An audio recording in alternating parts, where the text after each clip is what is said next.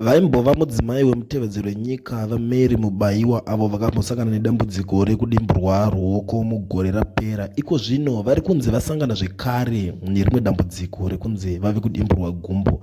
Nyaya yaMary Chiwenga inyaya iri kurwadza vanhu vakawanda. Chokwadi kuti zvokwadi here munhu osvika pakuparara achidimbuka mbijana mbijana achitopera here, nekuti apa chirwere ichi chiri kunetsa zvekuti pakanzi zvoni chaikwanisa kunyatsorapika kana akaenda kunotsvaga rubatsiro kune nyika dzimwe dziri kunze. Asi nyaya yakanetsa ndeyekuti madhocuments ake ekuflyisa ainzi anga akatorwa zvichireva kuti akwanise kunge achienda kunotsvaga rubatsiro kunze kwedzimwe nyika. So apa iko zvino utano hwake hwava panguva yakaoma, ari kungopera achingodimburwa mbijana mbijana. Zvinova izvo zvinhu zviri kurwadza vanhu vakawanda veruzhinji kuona nyaya iyi. Vari kuti nyaya yaMary Mubaiwa haisi nyaya inovaraidza kunzwa, asi iko zvinezvi vari kunzi vadimburwa zvekare gumbo. Ndo nyaya iri kuitika panyaya yaMary Mubaiwa.